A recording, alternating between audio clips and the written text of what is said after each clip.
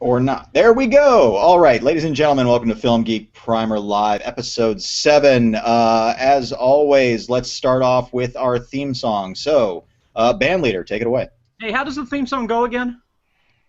For Christ's sakes. Seriously? Yeah, seriously. Da, da, da, da, da, Okay, I got it. Okay, here we go. Okay, go ahead. Now we got it.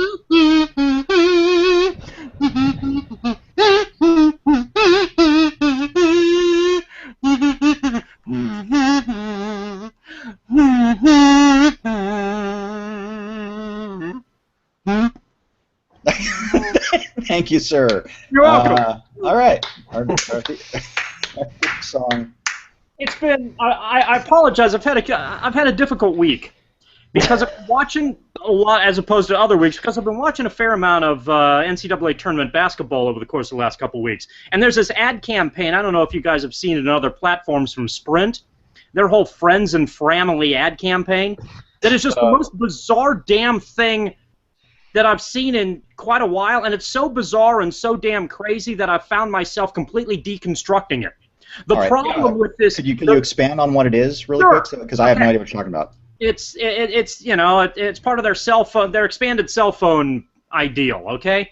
But the family or the friends who belong to the family are a human mother, a girl, I guess classic like Sound of Music German type girl who plays the piano and has little Tweety birds floating around, cartoon Tweety birds floating around her. The dad who's a hamster, a couple hipsters, one of which is on a washing machine or a dryer, a grandfather who's a black dude who does yoga or Tai Chi, and a crazy artist type aunt. So none of it fits. Okay? So it's got all this like quirky component to it. However, here's the problem, and this is why the Film Geek Primer song was not stuck in my head.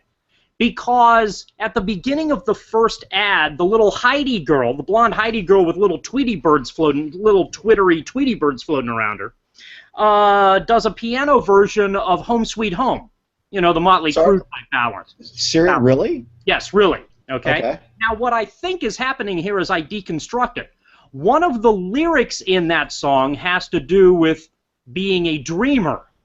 So I think part of this might be a grand commercialized dream, but I'm not entirely sure. This has driven me bonkers for the better portion of the last couple weeks, and as a result of that, any remnants of the Film Geek Primer theme song have been removed from my very limited memory. That was the live? Wow. That was the reason I had to prompt. Where we're going. That's fascinating. That sounds well, debilitating, I think is the only word that comes to mind. Other than rioting after losing in Elite 8 games because we're a bunch of dumbasses who like to stand up to cops with pepper spray, this is what we do in Tucson. All right, and on with the show. Ladies and gentlemen, welcome to Deconstructing Schu. Episode 1. We will be discussing many a topic tonight, but first let's introduce, of course, as always, our distinguished panel. Starting on the button that's easiest for me to click, up in the Bay Area is Dub. Dub, how you doing this fine evening? I'm doing well. I'm actually not in the Bay Area. Oh my God, we're in LA now, aren't we?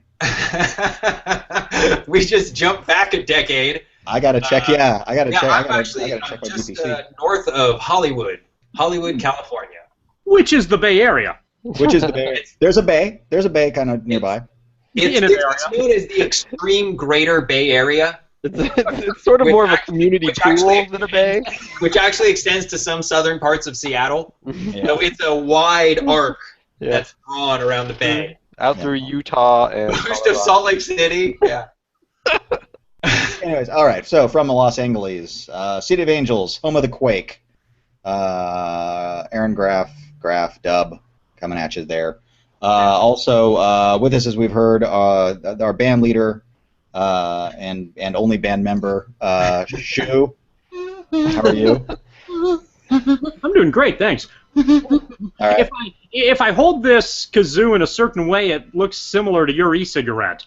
And Santo, you know I try to imitate you in any way possible. That's right. That's right. That's how our friendship began when you came in, pulled I could probably do that with this mechanical pencil. He pulled a single white male on me and started dressing like me in class and stuff like that, and it was pretty creepy. Yeah, there was a film class. There was a film class we were initially involved in, and it was one of those things where the teacher went around and asked different people about their interests in movies. And Santo said something to the effect of, I grew up in Prescott, Arizona, and I really like Sam Peckinpah films. And then about 3 people later, she came around to me, and I said, I grew up in Prescott and really like Sam Peckinpah films. Yeah, that was pretty dark. Any of that was Where the hell have you been? Yeah, it wasn't because any of that was actually true. It was just because I wanted to be like Santo. He was instantly. Yeah, and then we ended up writing a Simpsons episode together, and the rest was history. And also with us tonight, kicking back, chillaxing behind his lower third. Feeling what we like to call in the webcam business, skin low. So hard work right now. Everybody's favorite cam girl, Warren. What's up, players? How are you doing? Are we almost done? I'm exhausted. I thought there was going to be 3 pillows here. I've only got 2. I didn't realize it was a low-budget webcam show. Writer people. Yeah, so we'll get the budget, of course, has been cut out for the grape peeler, but hopefully once we get the sponsor, we'll get her in there for you. So we were originally supposed to talk. Again, I'd like to take this moment to give a shout out to Hedonism Bot, which is very similar to that. I wish I had a graphic to bring up. Yeah, really. Actually, that is pretty close to. Do it in post. You can do it in post. Yeah. No, it's comedy is all about timing, and in about 40 seconds, I'm going to show a Hedonism Bot graphic. Let's move on. It'll be hilarious. As long as we're on top of stuff. All right, so we were supposed to talk about William Friedkin tonight, but at the last minute, it was decided that we're going to hold off on that because in when's the April 14th? Is that when the movie? 22nd. April 22nd. Okay, April 14th is Touch of Evil's coming out on Blu-ray, which is exciting. Oh, yeah, I got your interest now, don't I? Indeed, you do. Yeah. I saw that. Is it the recut, or is it going to have both versions on it? I believe it has both versions on it, Nice. including commentary and some other garbage. So it'll be relatively interesting. That's a good one. I saw the recut of that in the theater. Yeah, me too. That was a really great experience actually to have in the theater. That was a good looking print. It was. Yeah, I think I saw that too. I saw that in the theater. Oh, yeah, it was. Yeah, see, that went back when they were releasing these re-releases in the theater. Right. They still do it, just not as often as they can anymore because restoration has become much easier than back when Lawrence of Arabia was done. Then it was still extremely expensive. Now guys can run stuff through a computer, and Criterion is doing it all the time. There's a really great video on the Criterion side of them restoring a Hitchcock film, with Foreign Correspondent, and so you see them go through the entire process of picture, sound, blah blah blah, and then the packaging and the whole deal. So that was really cool. Anyways, so we're pushing William Friedkin off until the Sorcerer Blu-ray comes out on the 22nd. You said 22nd of April. 22nd of April. So that's a couple weeks away. So that's exciting because it's going to be a book and it's going to have stuff in it. And it's been approved by Friedkin, which is kind of iffy because his approval on the original French Connection Blu-ray blew giant donkey balls until they fixed it. Thank God. Thank you. Not even your regular-sized donkey balls? Yeah. Well, I mean, there was some Blu-ray transfers are only regular-sized donkey ball suckage. This was massive. I mean, it was fucking ugly. You have no idea. Like there was like color bleeding, like when Popeye's running in the Santa Claus suit. There's like red trails, like he's on acid, like flying behind him for a bit. And weird, like pastel colors and night shots. It was really strange looking. Spliced in an episode of Maude for no reason. It was it was so really weird. Yeah, it was really strange. And then Owen Roitzman, the cinematographer, came in and said no, and so they actually put out a second version. So the $5 version that you find at Target, don't do that one. Look for it's called the Fox Signature Series, and that's the good version to buy. But we'll discuss that more on the 22nd. Instead, Schu had come up with a topic, which we said, okay, sure, let's do that. So, Schu, give us your points for discussion this evening. I need some help with you for you guys on this. I think last week I mentioned in this elaborate, extraordinary version of Film Geek Primer that I managed to go on what I refer to as the West Coast feed movie pattern, which means I go to the cheap theaters for really cheap. Problem is, this came out in the local newspaper today. One day, Google it. Somebody will explain to you what a newspaper is. In the meantime, what this news article talked about was that they've completely they're about to completely change one of these cheap theaters, and they're going to turn it into one of these trendy sort of restaurant slash drinkery hipster kind of movie theaters where you can. Is it going to be an Alamo Drafthouse? Yes, it's going to be an Alamo Drafthouse. Are you shitting me? You're getting an Alamo Drafthouse there? We're getting a version of the Alamo Drafthouse concept. Okay, They're so not it's always good. They're not always good. Right, Okay, but it's not officially a Tim Lee run Alamo Drafthouse. That is correct. It's based on that model. Here's now you guys are all up to speed because you're Angelinos and Cutting Edge and all the rest of this, and you know what's going on. Is this a good thing? Can you possibly go to a movie theater, sit down where I do not think it's a good thing. I personally do not think that's a good thing. How does that possibly creepy. work? Aren't you supposed to go to a movie theater and ultimately watch a movie in a way that other people aren't allegedly supposed to be communicating? Isn't this a passive activity where you're kind of watching something on the screen as opposed to engaging kind of in what we're doing right now? You're going out with a date, you're hanging out with, conceivably, maybe I'd ask John Santo out to dinner and a movie or something like that. And we'd go to this watered-down version of the Alamo Drafthouse. And we'd get our, Flatiza from Subway or something like that, along with... some fancy microbrew, and we'd, and diet whatever, and we'd guzzle it up and have, intellectual conversation while the flippin' French Connection, hopefully the better version, not the watered-down version, is playing behind us. How does that work? Explain this to me. How does it work, and does it work well, or is it just ridiculous where the movie is actually a background prop and an excuse to pay too much for concession? Okay, well, let's. I'll tell you what, Dub. Start with you. Give us your feelings on this. Personally, I think that there is room for more than one kind of movie viewing. It's a shame that this expensive version of movie viewing is replacing the more affordable version of movie viewing. But there's lots of ways to see a movie these days, and I think people are enjoying them in multiple ways, on their phones, while I'm driving, any chance I can get to watch TV. Well, okay, but you're in a movie theater and you're clearly in a position, and again, But how many times have you been at a party, but just to finish the idea, how many times have you been at a party and had a movie on in the background? I mean, there are some great party movies you just have on in the background because they're not going to necessarily hold your full attention, but while you're socializing, it's nice to have that there. But isn't the point of going to a movie theater to watch a movie? Where if you go to a party, you're not going to a party to watch a movie. If the movie's on in the background and you feel like doing that with whatever clique you happen to be for a few minutes in between the other party and socializing activities, that's fine because you expect the movie to be background noise. When you go to a movie theater, isn't that supposed to be the part where you're watching a movie as opposed to potentially engaging in conversation with somebody while somebody else might be watching a movie? Now, again, this is why I need your help here, guys. I don't entirely understand the concept, but it seems counterintuitive to me in that regard.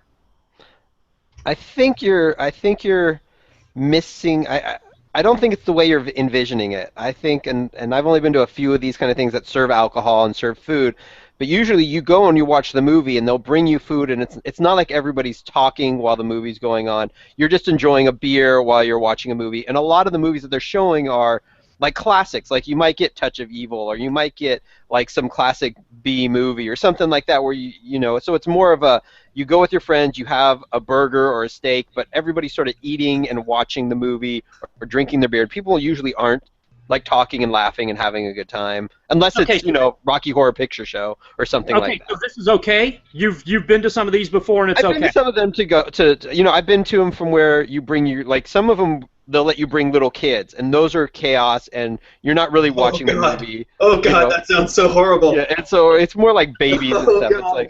It's like that's like different than this is. I mean, there's been one where you go and the concession stands like, well, what kind of wine do you want? What kind of beer do you want? So it's like, I have a feeling that, although I love the idea of the dollar movies, I think that I wish that was still there. Like second run movies at $1 is a great thing, and that's almost sad that you're losing that. Well, we're only losing one of them. Fortunately, this is Tucson, and it's a brutally depressed economy, so we have a few others. It's not the only one, so I have a few more options out there. But it's one. This is one of the 2 theaters that allows me to get $1.50 refills. So that aspect of it. Well, now that won't be that way. Now you're going to be paying for a beer, and I'm going to be paying what, $13 for a beer or something. Whatever. I mean. Okay. Now you've been so this doesn't affect having a wait staff come in constantly giving people food and dropping off beers is something that doesn't affect your movie going experience. Well, the one that I went to, it wasn't a constant thing. It was like you usually got the food, and sometimes they'd bring it out to you. It was more like you'd get it and bring it to your seat, and you had like a bigger seat. And I don't know how the Alamo Draft House is. I've never been to that. But I mean, don't they have like little tables or something like? Yeah. So like an airplane table or something. Yeah. Now, of course, as you can tell, Warren is well known actually for bringing his own bed to the theater. I usually I prefer a theater where I can just kind of lounge and sleep, get a good 12 hours of sleep, like the Lord of the Rings trilogy going on.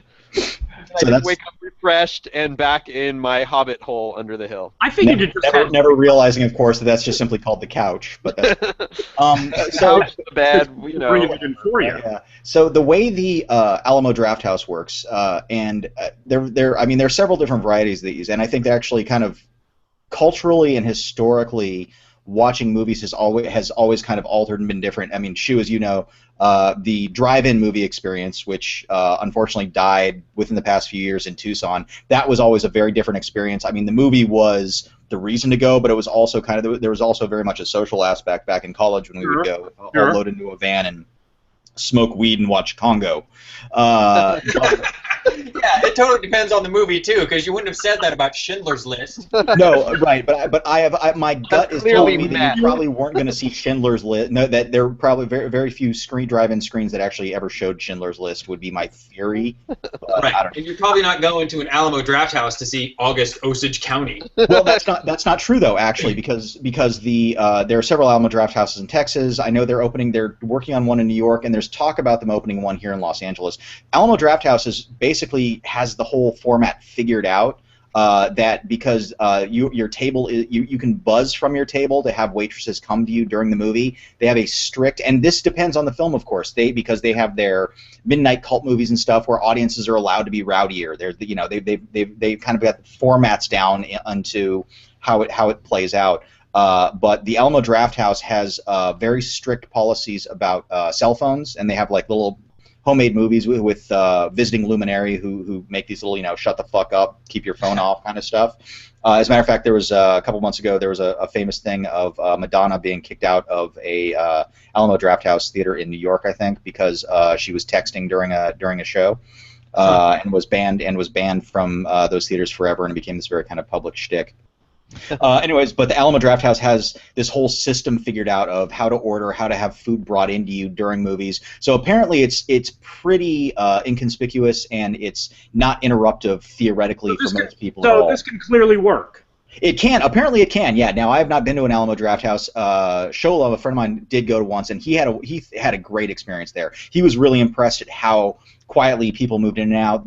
I guess there's got to be plenty of training. There has to be all this other stuff. And, of course, they keep food to a specific menu, so it's much easier to bring things in and out and it's keep like a things comedy quiet. club. You mean you go to a comedy club and they bring you drinks and food, and and it's a live show. They're not interrupting what's going on in the show, and everybody's paying attention and stuff like that. I mean, that's essentially a bar with a stage in it. So, people go there to go see the movie and then just kind of have like a more pampered experience. Yeah. Okay, but isn't the but I guess a lot of this is me being old codger, and and dealing with conceptual difference here. The comedy club has always been that way. So when you go and watch a comedian, that aspect of it is going to be in place. People are going to walk around, you're going to get beer, you're going to get the rest of it. The comedian expects that, the audience expects that. If you're something of a traditional moviegoer, doesn't this break the mold a little bit, and therefore aren't you perhaps distracted a little bit from what's going on the screen versus what's peripherally taking place? I think you don't have to go. I mean, that's the thing. It's just like a different kind of way. It's just a different viewing experience. And I think ultimately the answer is yes. You are absolutely going to be distracted. The same way if you went to see a comedian on a stage where you sat in like a theater, like the Kodak Theater or something, and you saw somebody perform, you wouldn't be interacting with them. No one would be serving you. You'd be sitting there experiencing it dead on. But that same person made you a one-man show. In a smaller club where they're performing and you're being hold on, Schu. Let Aaron finish. way of experiencing it. So are there specific movies that you would go see at something like this, and specific movies August Osage County, I already said it. Yeah, I would do it just for the experience. I don't know if I would see a premiere. No, I might. I don't know. I mean, it really depends on what it was like the first time. It may take a couple times to get used to. But Okay, are you ready for a segue? Would you sure. Also, go ahead. the raid in a theater like that? Oh yeah, totally. And again, I think that falls under that thing of people are going to be oohing and awing and screaming a little more, like going, oh shit, ew, that's disgusting. There's going to be a lot more. You guys are just rubbing it in, aren't you? Noise, yeah, we are actually. Yeah, there's going to be a lot more noise during the during that type of presentation. But I think probably also, if I understand correctly, the Alamo Drafthouse, their seats are stacked at certain levels, so it's nothing's going to get their heads apparently aren't going to get in the way of your viewing experience. Or if they do, it's going to be pretty minimal. Also, if I remember correctly, and I'm probably wrong about this, I feel like they stopped serving like 15 or 20 minutes into the film or something. So there's only like a limited amount of time, during the film that you might be able to actually get something. Now, the ArcLight here does 21 plus shows where you can get alcohol at the bar and take it in with you. I've been to 2 of those just because those were the only screenings I could, that were available at the time to go to. And those, the first time I went, I was really dreading it because I was like, great, we're gonna have a bunch of fucking drunks just getting, being assholes. And it was honestly one of the better screenings that I'd been to. Everybody was cool. Everybody had their drink. Nobody was like, there was no crazy ruffian drunk house bullshit going on. And then the Sundance Cinema that's opened up just down the street. They are a 21 only policy, so you actually have to be 21 even to go into that theater, even though all they're showing are art house films. And so again, what they're trying to I would say it's a more refined crowd, but at the same time, it's the odds of you getting a bunch of people going woo at the Grand Beauty is going to be a lot less than you would. Wait, so the Sunset is only 21 and over? I believe so, yeah, or at least for shows after 5 o'clock or something like that. Yeah, because they've got a full bar. They serve food and stuff like that, but there's like an upper level where you have to eat it. I believe you can take your drinks in. I think you can take your food in, but they won't bring people in or anything like that. Yeah, it's a really nice. I mean, they've really kind of done a nice job at. Well, that's really interesting because they're abandoning the teenage market completely. Which means that programmatically, they know they're not going to have any blockbusters or They don't. Yeah, their entire list of stuff has never been blockbuster. They've always based everything around independent and foreign film. So they know their audience. They're appealing to a very specific crowd, and that's kind of the plus. And I saw Upstream Color there back when it was released, and it was like a packed house. They've got lots of they do lots of little interviews there. I know Elvis Mitchell I think has recorded a couple of his shows there, but yeah. So it's again, they understand their crowd and they understand who they're playing to. Alamo Drafthouse is the same thing. Tim League, a very smart guy, loves cult movies, loves all sorts of cinema, and understands that you kind of need to break these into this is where this type of behavior is acceptable, this is where this type of behavior is not acceptable, and it has become incredibly successful for him. I mean, even now, Alamo Drafthouse has done so well. They are actually now buying, and they're putting out a monthly magazine called Birth, Movies, Death, and actually have released movies on theatrically and on DVD. So The Act of Killing, which was nominated for an Oscar this past year, that was one of theirs. They put out, and then so you've got The Act of Killing, which is this intense documentary. about crazed killers. And then you have Miami Connection, which was a bizarre little cult film that's just, Schu would love it because it revels in its badness, and takes itself incredibly seriously for how awfully horrible it is. But Wake and Fright and other films like that, so that it's becoming a really big industry for Tim League, and it's congratulations to him and all the work that he's done on that. Yeah, that's all I got. Are there, as a result of these different movie options, are there different expectations that you have in different theaters, and are there certain etiquette examples or etiquette faux pas that tend to annoy you, depending on where you're watching whatever film you decide to watch, at whatever venue you decide to watch it? When every time 2001 plays here, they always have to stop the movie during the Stargate sequence because someone's tripping balls on acid and they've got to haul them out of there. That's happened, I think, twice since I've been here. And I would kind of go for that experience, What, to see the guy tripping balls? Yeah, oh, totally. Yeah, why not? Like you go in there, just like you don't even looking at the screen. You're just like looking at the crowd, like, oh, who's gonna lose it? Yeah. Lose it. You don't understand. You don't understand the brilliance of this. That's part of the contract you have to sign in order to distribute the film, is to guarantee somebody trips balls and leaves the theater. It's been happening since 1969. Mm-hmm. Every single public showing of this movie has had somebody hauled out of the theater. It's a performance art piece that we're just now beginning to understand. Yeah, They slip it in the red vines. They slip it in the red vines. It's like one of the packages. Yeah. No, it's a single family of people. Yeah, I think there's always been a social contract with moviegoers and the movie, depending on what you're going to see. I think Aaron and I went and saw The Raid 2 to rub it in Warren's face again on Saturday night. For the record, I did find out that it is open. It'll be playing here April 4th. It's opening up here. Oh, cool. So I will be able to see it. Great. We're gonna have to. This is how bad I want Warren to see this movie. Is that I think like 4 times during the movie I turned to high five him. He wasn't there. It's weird because there were so many awesome moments in that movie. It was like we were 12 again, and I was like, yeah. What? But you still haven't seen the first one though. Doesn't matter. I saw the first one. I went in the theater and I think I went immediately on Facebook. I was like, everybody has to see this movie. Yeah, like, and so Warren, when you saw the first one, and because I saw the first one in theatrically as well, and then of course when Aaron and I saw the second one, you expect your audience to be, they're not going to be gabbing throughout the entire thing or not like that, but you definitely expect there's going to be a lot more individuals hooting and clapping and shouting at the screen every so often and stuff like that. I mean, that's just part of what that experience is and what people would expect. I mean, like when I went and saw the first one in the theaters, I'm not usually like a guy who's like, oh, what? But I was doing that during the movie, and there was only like a handful of other people in the theaters, and I don't know what they were expecting, but I was making the most noise. I was just like, oh, I was like, I don't. At a certain point, though, watching the movie, I was like, I don't care because I'm having such a great time watching this movie. See, and in something like that, if anybody were to have gotten upset with you, they easily could have called bullshit. Whereas when you did that in August Osage County, I was like, oh, Julia Roberts, oh man.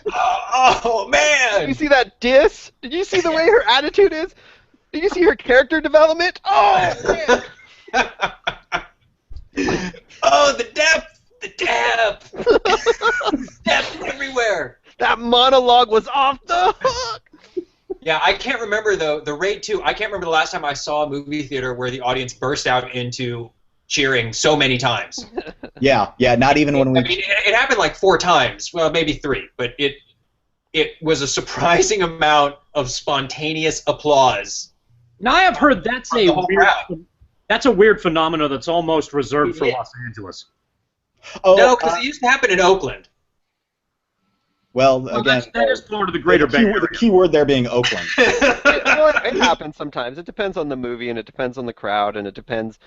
Like if you go see a kids movie and like there's tons of kids in the audience, kids are going to go crazy and like they cheer and exactly. Yeah, I mean when I went and saw Frozen, when I go and see when I went and saw any of the Harry Potter films, I'm expecting whatever little kid is going to be sitting next to me to go, Dobby's got magic or whatever, whatever the little cute thing is, because that's just what you do. And if you go in there as an adult and expect kids to be quiet during a Disney film or a Pixar movie, you're just fucking stupid. Right. I mean, it's just you've got to understand what it's that you can't be reserved in certain films and you need to be reserved in others. I mean, it's everybody's pissed off at the drunk when everybody just wants to watch a movie. But if people are a little too loud at a comedy and the comedy's genuinely funny, then it's okay. Or if you go and see I remember The Love Guru, which I did not watch.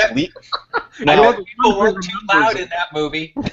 No. Here's the thing. Okay, I will. Sorry, so, there were people in that movie? I by yourself. No. I did not see it theatrically. I watched it through dubious means. First one in line. Yeah, I watched it through dubious means, and literally. Before you continue.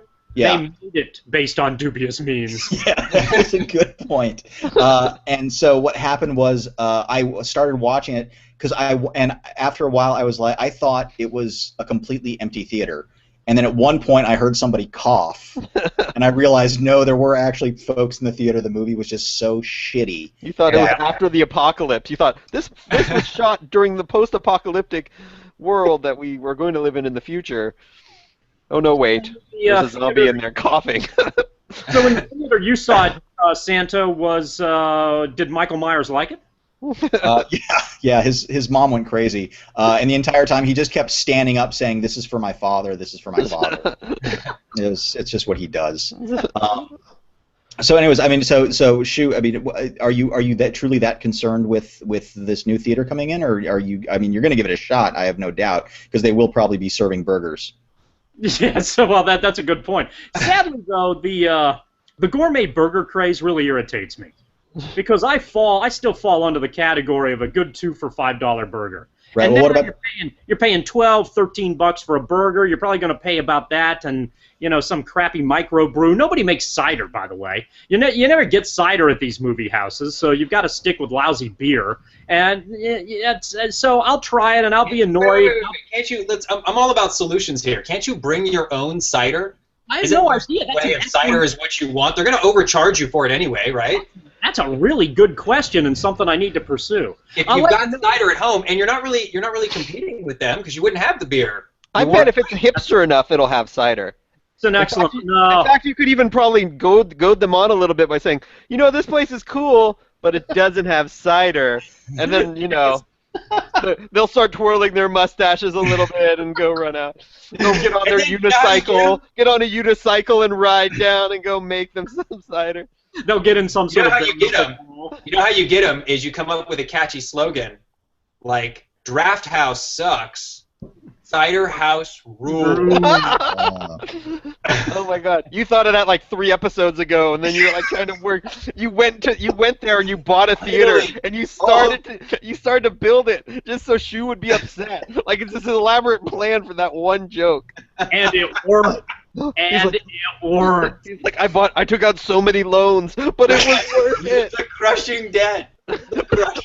Now, if you excuse me, I have to go work at my theater that I bought. Oh, 10 viewers, I have done this for you.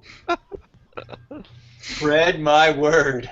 All right. So, all right. I guess I'm going to get cider.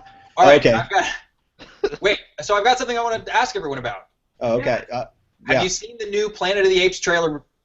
The television trailer. Yeah. The third. Yes, I have. You're talking about the one where he goes, they don't need like shelter. They don't need. Yes.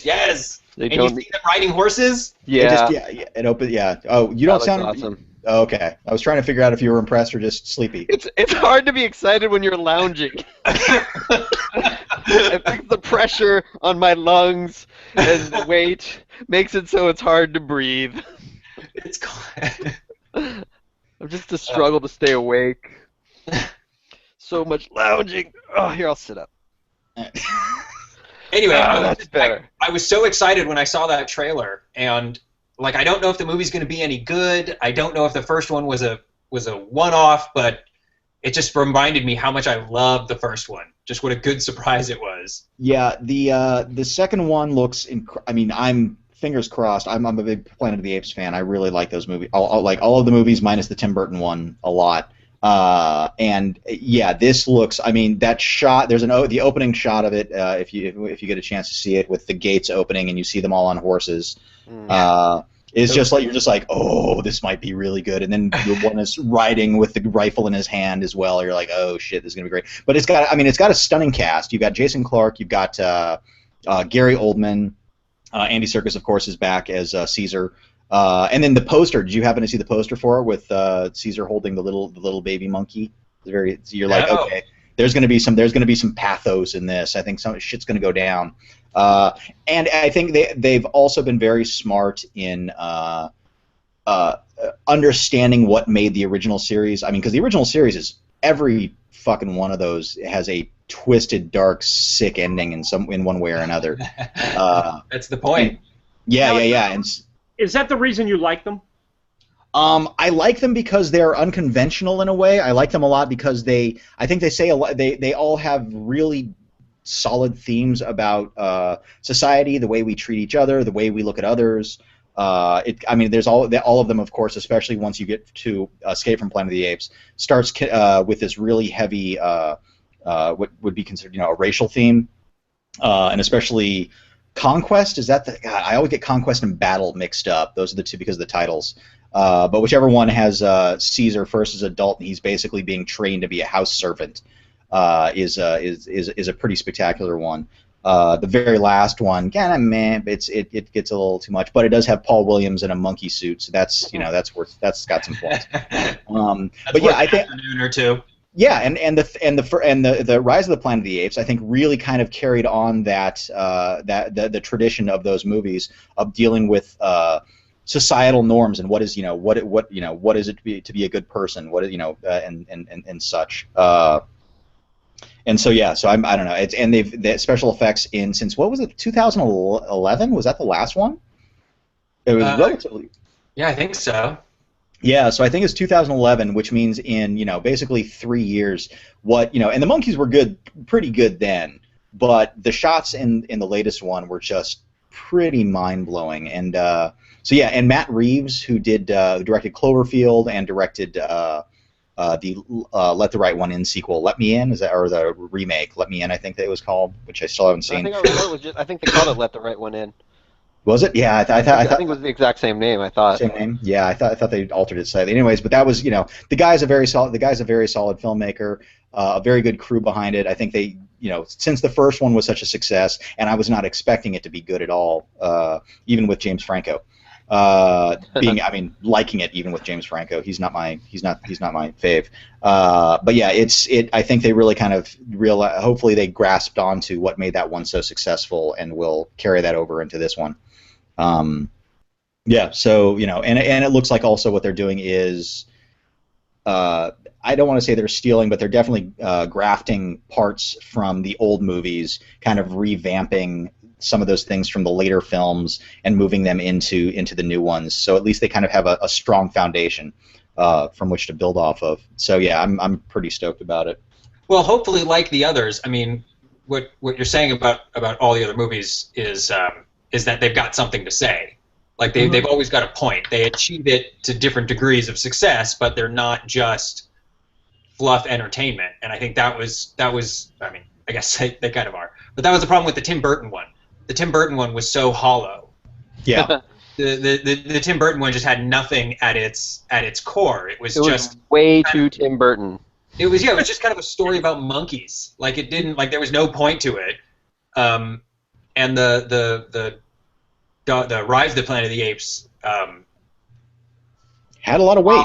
While I don't necessarily know what the social commentary is in it, it told a very compelling story of like the rise of intelligence, like the way it charted Caesar as a character, and he was really the main character of the movie. The way they charted him was compelling. But also, I mean, you don't think they were able to put together a story that you could relate to, where you could see him thinking and feeling and emoting, and you saw the growth in this person, and that's kind of what you look for in any characters. You want to see them grow, and you got to see it from Monkey. Yeah, for me, I saw Rise very much almost in the way of like the Elephant Man, and because it's we know what Caesar is, we know how capable and intelligent and how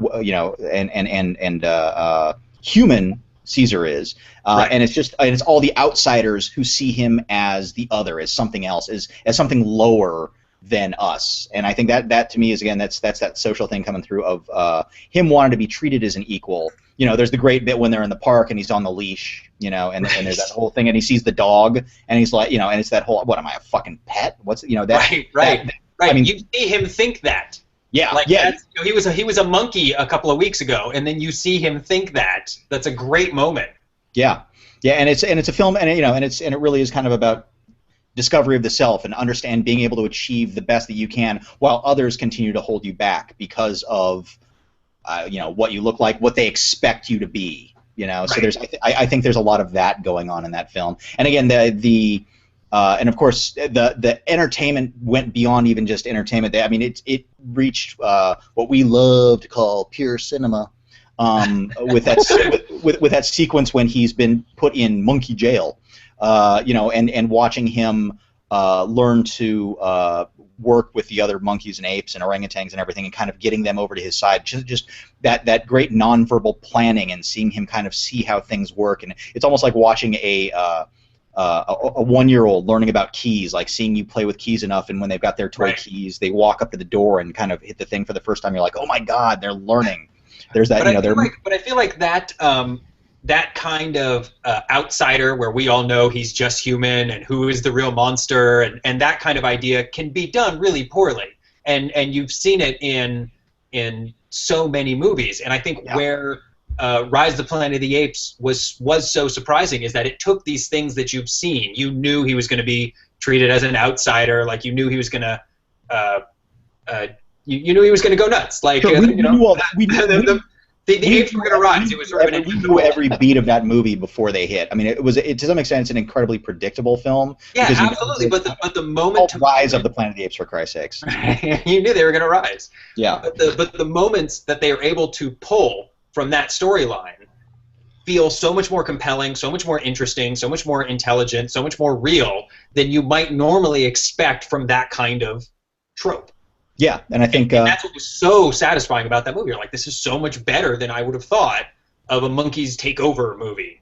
Yeah, and it's one of those things that makes you say to yourself, this, again, like with Argo, this should be the baseline. It's like movies should aspire to at least be something, be smart enough to think that the audience is going to go along with it. You're going to make a monkey movie, you better at least do this. Exactly. Yeah. So, and the funny thing is that all of the Planet of the Apes movies beforehand proved that. I mean, all of those, all of the movies said, look, you can take it, because as those movies went along, budgets were cut in half, right, every time. And so by the third one, when you're seeing a group of orangutans or apes walking, you can see the rubber masks and the eyes, receded in the holes and stuff like that. But none of that, but all of that, and you they were evolving. Yes, yeah, exactly.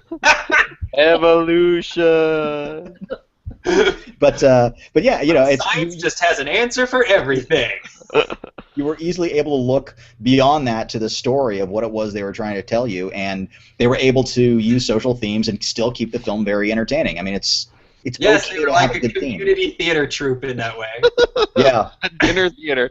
Well, and much like Dub's famous theory about Transformers, he really appreciated the theme of how. Yes. Yeah. Optimus, what was it again?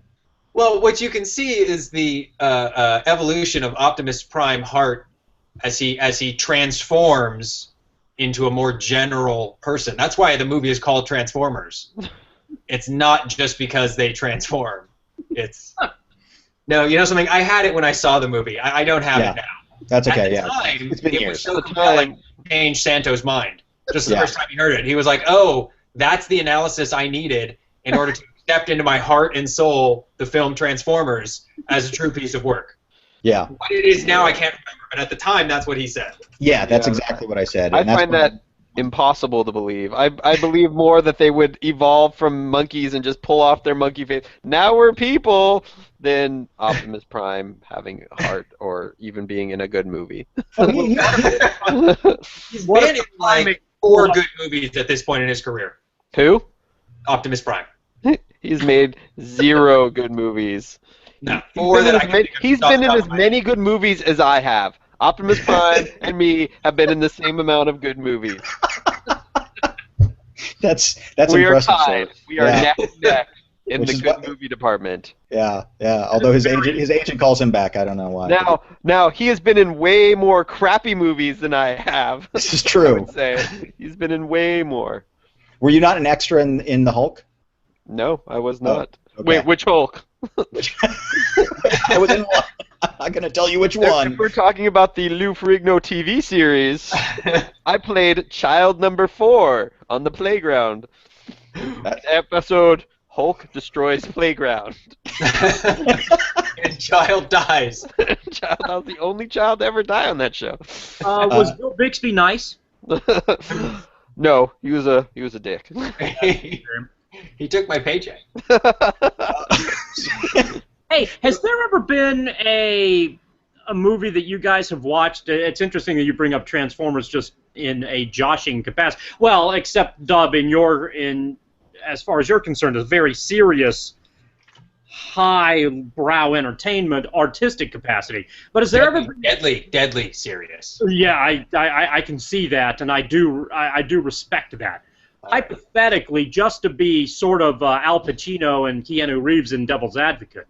Sure. You're both of them?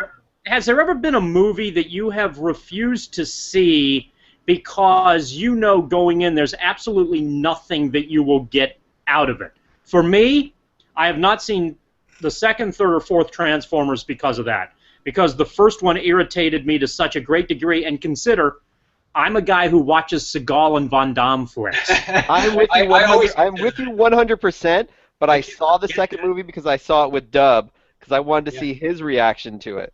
The second movie was atrocious. So here's but what I think you were defending it when we walked out of it. You were just like, you didn't want to be wrong. You were still sort of defending it.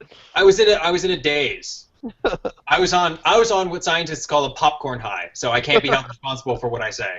I believe it was also the first film you'd seen in like 6 months. It was the break of a dry spell. So the first Transformers movie I really enjoyed, and I enjoyed it on the level of like a Pirates of the Caribbean. It was a good, fun movie. Don't think about the plot too much. Just enjoy it moment to moment. Sorry. This is not high cinema. This is good stuff. And then the second movie, and I don't know why, and I've watched it again to try and figure out why. There's like nonstop action in the last like 40 minutes of the movie, but you're just bored as hell. And I don't know why. And I tried to watch it again, and what I realized, I finally got to it. It's because it's boring. So that's not a good trait to have in like the last 40 minutes of your film. So I thought, all right, I'm done. Right? I saw the first one. It tricked me into seeing the second one. The second one is so bad, I'm not going to see the third one. And Santo and I have the same friend named Dubious Means. He's an Argentinian fellow, and he. Good guy, actually. Love the family. Mr. Means is one of my best friends. Cute, very cute. Got to the third Transformers movie, and I watched it, and I actually enjoyed it. And I thought, you know something? This isn't a great movie. I'm not going to defend it, but I wish I had seen it in the theater. Now, this is going to sound odd. So I saw all three in the theater because it's what I do. And the third one, actually, I was looking forward to because of the 3D, because I was hoping, and it did exactly what it was supposed to do for Michael Bay, which was slow down his cutting patterns just enough. But because it was shot for 3D, it was shot natively in 3D. He actually like took his time with certain shots, and there were these great, like when they're skydiving into the city and stuff like that. These great sequences. Spoiler alert. Yeah, sorry. But there's it tons also of great stuff in there, and the city work is great, and the set design on the cityscapes are just really satisfying, and it's the building sliding through thing. I mean, there's some great sequences in that movie, and if I'm going to sit through it, I should sit through it on the big screen where it was intended to be seen. Yep. Now, yeah, I would have to agree with you on that one. And actually, I enjoyed. I actually think 3 is probably my favorite because it finally, to some extent, delivers what you were hoping from the other two, which was watching robots beat the shit out of each other for 2 hours. That was the closest to it. And for really extended periods of time. Yeah, versus the 45-second fight where you can't tell what the hell is going on. And of course, Transformers 4. My favorite, I can't believe they actually put this line in the trailer, but it is, so Mark Wahlberg buys a truck, and he's like, wait a minute, this isn't real. This metal isn't from here. I think we found a transformer. And I absolutely love his delivery of that line because I don't know if I've ever heard anybody say the word transformer in a Transformer movie. Hey, Optimus, say hi to your mother for me. Exactly. Oh, it's very much. It's very much one of those things because Wahlberg has the great kind of like awe look on his face. What's that? No. I want to go back to your original point. Have they ever? They must have said Transformers in a Transformer movie. They might have. I don't think so. I always thought they were. They must have. I think they have. Maybe not as good as Mark Wahlberg says it then, because that's the memorable words one. that doesn't hold true for. Yeah, I don't know, because I mean, I feel like they just call themselves Decepticons and Autobots to each other. Yeah, even though they were NBEs to the Sector 7 guys. Yep. So I don't know if they were ever officially called Transformers until this latest movie. It stuck out like a sore thumb in just his excitement. Yeah, I think we found a Transformer. They're walkers. You know what it totally feels like? Is it feels like like they've handed off the movie to somebody completely new.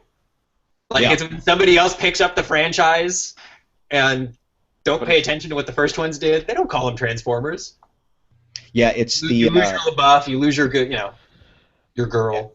Yeah, we've spent a lot of time talking about Transformers for no reason. Right. Way too much time. That happens. Should we talk about the raid more? I don't want to spoil it though. Yeah. Well, the gist of the reason I brought it up is because after the first one, I was done.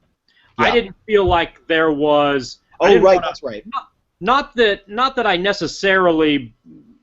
I certainly recognize that the $1.50 that I'm giving to the movie theater isn't exactly going to make or break, the bottom line as far as this is concerned. But there's a certain point where the old codger in me says that one was so hideous that I absolutely refuse to follow through. There is no second chance here. I'm out, and as a result of that, it's kind of like how many movies have come down the pike where that the reason that you watch is not going to provide you with any of those categories. It's not going to provide you with new special effects. It's not going to provide you with some sort of deep story. It's not going to provide you from entertainment. It's just an absolute waste of time, and you get to the point where you say, I'm going to waste my time in some other capacity other than a film or a series of films that aren't just aren't going to do it anymore. 300 Rise of the Empire. I mean, that to me is like a perfect example. Like the movie that didn't need to be made. Like 300 was... I enjoyed 300. I liked it. It did not need that sequel at all. That was like the most... They should call 300 the money grab. Like that's I think what he's asking is, have you ever seen something that was just so terrible you refuse to see the next one? And yes, I have done that many times. What are some of the key films for you? I can't think of any now, but there have to be some. Well, let me ask you a follow-up while you're thinking on that. Yeah. Has there been something that you've seen a preview for that you felt there's no fucking way? That movie, which is a tentpole or whatever, is not going to provide me with anything that interests me in any way, shape, or form. And even though I've seen a dozen or 2 dozen or hundreds of movies like this, I'm drawing the line on this one, and I'm not going. See, for me, unfortunately, that rule doesn't apply because I'll see it anyways. I will not like myself going to see it and hoping that it'll be better, but... I haven't seen any of the Hunger Games movies in the theater. Okay. None of those trailers got me in there. Yeah. Now, see, I saw both Hunger Games movies in the theater. I was not fond of the first one, and then I rewatched it again. But that was... There's mitigating circumstances on that one because I'd just gotten off of literally doing 100 days straight of shooting and editing Hunger Game videos. So I was so inundated with the story and everything else like that. By the time I sat down, it was kind of like, let's just get this over with. And so I've seen all of this out of order. Exactly, yeah, completely. That's exactly what it was. And so when I finally sat down to see it, I was like, all right. And I still have some big problems with the first one. I think the first one does not do what it's supposed to do. The second one, I think, is much more successful and is a much better film and movie and actually closer to being a movie. The ones now, I'll tell you what. The last movie that I actually there were 2 movies that during the third in the trilogy, about 30 minutes in, 20 minutes in, 30 minutes in, I'm like, oh, thank God, once this is over, I'm fucking done. Like I don't need to do these anymore. And that would have been, of course, the prequels, the Star Wars prequels, and the Matrix movies because I hated those sequels. I didn't even go. There was something, The Matrix. That was one. I saw that first one, and I knew the sequels were coming out, and I just didn't even bother seeing them in the theater. But that's interesting though, because it wasn't. But it wasn't the first movie that drove you not to see the other two, right? It was the. That's what Schu's asking. Schu's asking the thing: is there a movie you've seen so bad, and you know that there are sequels coming out? You're just like, I'm not. The first one was sucked. I'm not going to see anything after that. Why bother? Yeah. Now I would say, of course, the Twilight movies, but but I never saw the first one. I never saw the first one. And I saw the first one, and actually I saw the first. Jesus, did I see the first 3 in the theater? No, I saw the first 2 in the theater. It's a scientist Steph thing. It's like that's my bullshit excuse to actually go see crap like that in the theater, so I can like say that yes, I've seen it, and now I can really rail against it. And I thought, okay, let's at least see the first Twilight movie to understand what this whole thing is. And then as soon as I saw that, I was like, all right, done. And then I had to go see the second one. Oh no, I understand what this whole thing is. Yeah. Well, who knows? I mean, it could have ended up like I was not a Harry Potter person. Like I saw the first movie and I was like, Yeah, actually, the same thing for me on Harry Potter.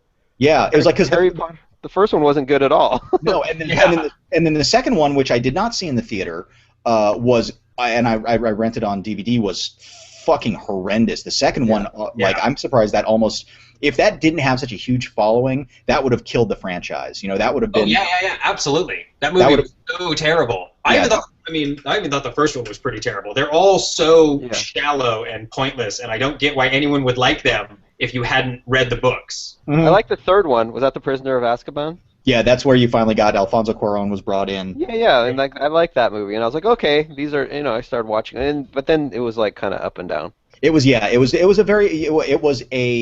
that's the last one I saw. Yeah, it was a fan delivery system. Yeah, right. That's all it really was for the most part. But at the same time, every time I would forget whatever one I saw next.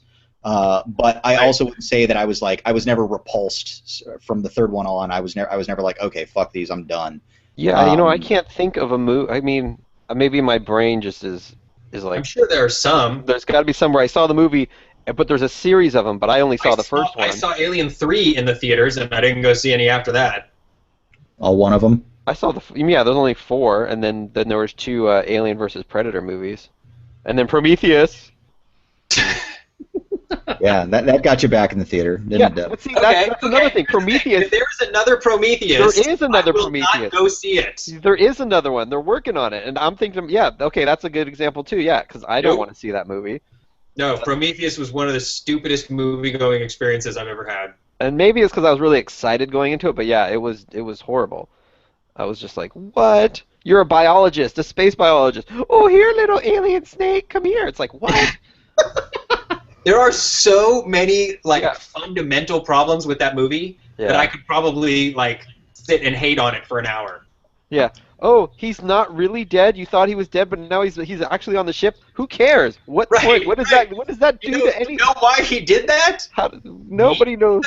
Yeah, it doesn't change anything. You're the richest person in the world. You can do what you want. Yeah. My favorite was, we're going on this mission to explore and find new life. All right, let's send out the geologists who look like oil workers. They're like tough guys with guns and stuff. And they're like, "What are you doing?" He's like, "I'm the geologist." And he serves no purpose except to throw these little robots out. No, he was cannon fodder. He was somebody to die. But these robots are scanning, looking for life in this place that they were sent to look for life. Yeah. And one of the scanners malfunctions and goes out, and the captain of the ship is like, must be an error. I'm gonna go nap. Yeah. And I'm like, isn't that what you went there for? Yeah, but that was the best moment. I think I saw a movie. You are in trouble in your movie at that point. Yeah, it was a mess. And then one of them is infected, and we want to come on board, and she's there with the flamethrower, and I'm thinking, I bet there's actually someone somewhere who planned on this mission to search out life. What to do when you find life. And I bet it's not stand with the open door and a flamethrower. That's I know, it's like, hey, let's go to this pizza restaurant and order a pizza, and then they come and deliver you the pizza. What do we do now? What the hell is this? And we run! It's some sort of round doughy thing with cheese and tomatoes. The fundamental premises of that movie were so weird to me. I couldn't wrap my brain. It's like Schu in the commercial earlier. Like, I just can't wrap my brain around what's supposed to be happening here. They went there to do this, and everything they encounter subsequent to that is like a complete surprise to them. I thought visually it was stunning, and if I didn't have to listen to the movie, like the people talking and stuff, it I would have been wish great. I had hated it in 3D. That's my only regret with that movie. If I'm gonna have to sit through that movie, because I will never. Has anyone walked out of a movie? No. Problem Child 2. That's literally the last movie I walked out Well, of. see, your first problem was walking into that cowardly. movie. You couldn't have ever walked into that movie. It was Friday night. I worked in That's what I theater. mean I by was being bored. cowardly. You walked into Problem Child 2. Yeah. They knew what they were getting into. I say let him crash. What I kind of love here is how all of Santo's stories seem to be, I was working a lot, I needed to go to a movie. Always cover it up. I was working, and then I saw. That's a really long time. And there's nothing playing. Let's go see Problem Child 2. Yeah. I was working, and I was seeing Beethoven 3. I'm stunned. This isn't any good. I think I may have projected Beethoven 3. I projected one of them. Where all your questions get answered. Yeah. Sort of wrapped up the trilogy. Yeah. Well, you know. Probably better than the Matrix movies, but you know. You got to figure that one out. Yeah. I think I saw Beethoven in the theater, and I didn't see any of those subsequent movies.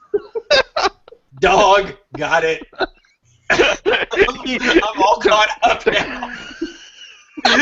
You really have nothing more to tell me. No, wait. Does he write concertos? No? Okay, just check. I got that from the box. So, oh my lord! All right, boys. Any other things we need to discuss really quick before we sign off here? We don't really need to discuss anything, but That's a very good point.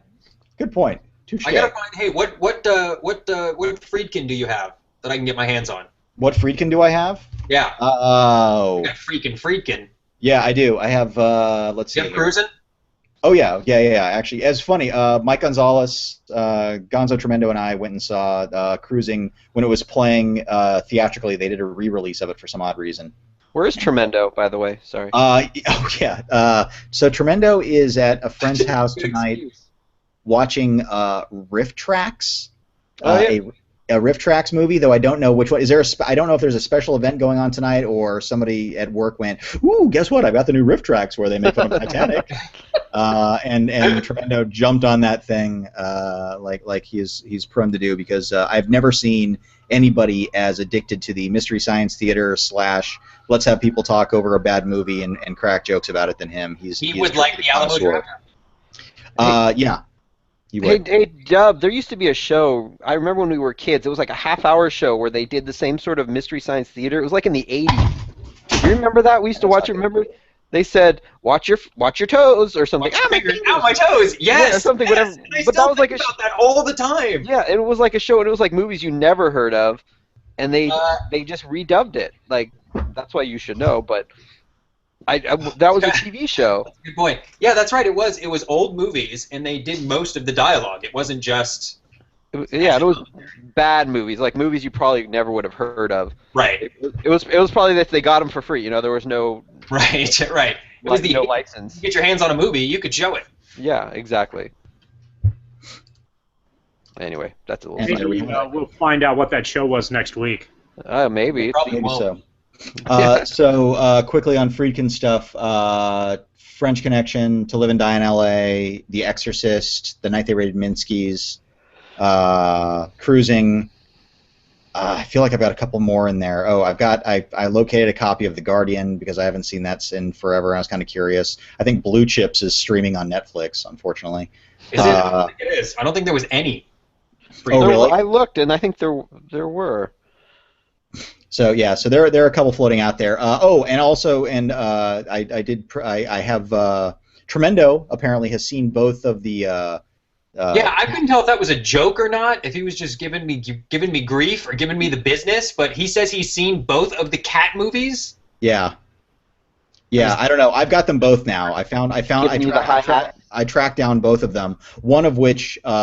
The second one, in the stills for it, had a guy rocking out on an American flag Fender guitar. So I'm really kind of looking forward to that moment. But it has the opening of the first one has a very kind of A-Team style thing of guys in choppers landing, and you've got some narrator. That's what it sounds like. Doing the Cat Squad stands for, and so that seems pretty interesting. But yeah, we'll see. I mean, I'll give them a watch and find out what they're like. But yeah, I think I've seen almost the only Friedkin movie I haven't seen is the oh my god, the Sonny and Cher movie that he going places or going bananas or something like that. Good Times? Yeah, Good Times. That's what it was called. Yeah. I'm looking at his IMDb. I don't know him that well, and I'm realizing I don't know him that well. Right. Yeah, and as a matter of fact, and of course when we talk about him, I lucked out a couple of years ago. I've seen Jade. I got to see two. He directed Deal of the Century? Yes, yes, he did. Whoa. Yeah, and that was that film has like a whole weird thing because that was like a blacklist script that people have been trying to make for years. But yeah, I saw Friedkin. I saw a Puccini opera. It was a triptych or something like that, and it was 3 short operas, 1-act operas. 2 were directed by Friedkin. 1 was directed by Woody Allen. So that's stuff that I can bring up because those were really fascinating and showed a lot of his influence. And then I saw him at a screening for The Exorcist. They actually did a theater play of The Exorcist last summer. Have no idea how that went over, but he was at a special screening for that with the playwright to talk about stuff. Sounds like a really good idea. Yeah, it kind of does, doesn't it? Only because of, I mean, it's minimal locations. You could really kind of nail that if you figured out how to pull off some of that stuff. But yeah, so William Friedkin coming up in 2 weeks. Anyways, guys, I guess that's it for this week. So Dub, where can people find you? At Film Geek Dub on Twitter. And Schu? Let's go with Shuniverse, which is probably running along the bottom third there, or I believe how pros call it the lower third. And you can probably find me in Tucson picketing movie theaters. Mr. Graff. You can find me lounging on my bed at Warren Graff. Oh, and you can. Is it just me, or does it feel like we all just had sex with him? It's not just me, right? Oh yeah. That's how I feel every morning, actually. So.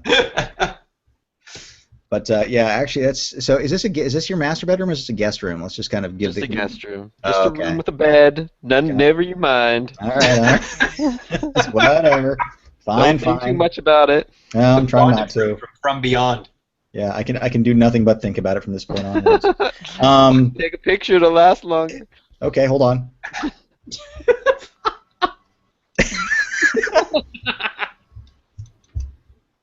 Hey, right now, William Friedkin is near Big Sur. Got it. Thank you. I'm sorry, William Friedkin's what? He's near Big Sur right now. Oh, have you been following him? Yeah, I've been following him on Twitter. Is that in the Bay Area? North. It is north, yeah. No, it's kind of south of the Bay Area. Oh, I see what you're doing. That's a callback, and I missed it. I blew your callback, and that was entirely my fault. I'm sorry. Damn it. Anyways, all right, folks. You can reach me at John Santo on Twitter, and we will see you next week, where we will be discussing something.